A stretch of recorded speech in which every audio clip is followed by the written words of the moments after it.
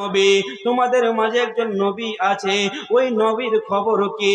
এবার এরা বলছে ওই নবী এখন বর্তমানে মদিনাতে বসবাস করে, মদিনাতে আছে।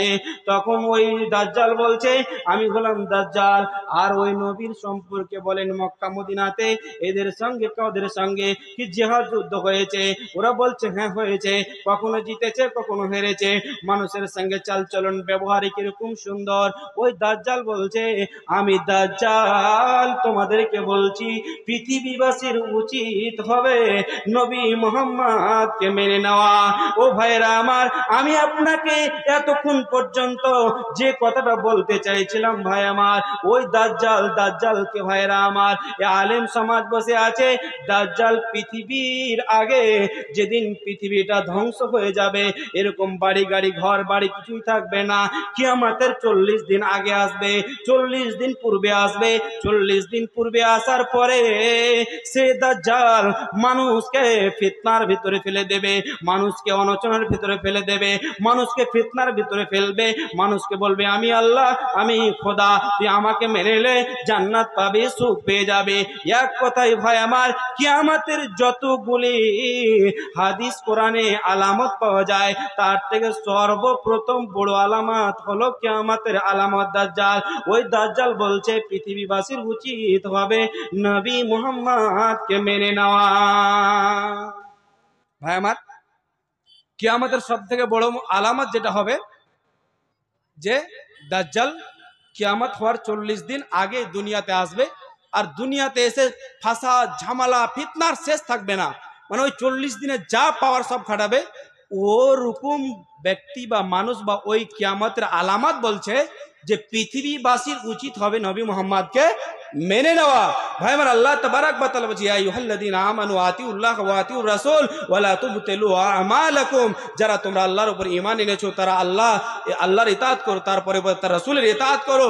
তা আল্লাহ এবং তার রাসূলকে মানতে গিয়ে তোমাদের আমলকে বরবাদ করে দিও না। ভাই আমার, তবে যে জাহান্নাম যে কিয়ামতের সবথেকে বড় আলামত, তার মুখ থেকে আমরা পেলাম যে নবী মুহাম্মদকে পৃথিবীবাসীর উচিত হবে মেনে নেওয়া। আজকে আপনি বলেন নবী মুহাম্মদের থিওরি, নবী মুহাম্মদের প্র্যাকটিক্যাল, নবী মুহাম্মদের দেওয়া অনুসরণ বিধান আমরা মানি কি মানি না, সেটা আপনি নিজের বডিতে, নিজের দেহে, নিজের শরীরে আপনি ভেবে কুল করেন, আপনি নিজেকে বিবেকমানকে প্রশ্ন করেন যে আমি সেটা মানতে পেরেছি কি পারিনি। ভাই আমার, আল্লাহ তাবারাক ওয়া তাআলার কিয়ামতের আগে যেটা সব থেকে বড় আলামত হবে, সেই আলামতটির নাম হলো কি দাজ্জাল। ওই দাজ্জাল বলছে নবী মুহাম্মদকে মেনে নেওয়া।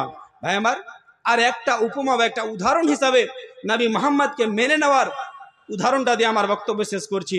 ভাই আমার, আল্লাহর নবী যখন প্রথম আল্লাহ রসুলের কাছে ওহী আসলেন, যে প্রথম স্ত্রী ছিল হযরত খাদিজা রাদিয়াল্লাহু তাআলা আনহা, আল্লাহর নবী যখন গাওরে শহরে আল্লাহ রাসূল সাল্লাল্লাহু আলাইহি ওয়াসাল্লামের কাছে ওহী আসলেন, এত বড় এত ভারী জিনিস আসলেন, আল্লাহর নবী ঠান্ডার মতো ঠান্ডা নয়, কাঁপছে, পাসিনা চলছে, শরীর থেকে পাসিনা বইছে।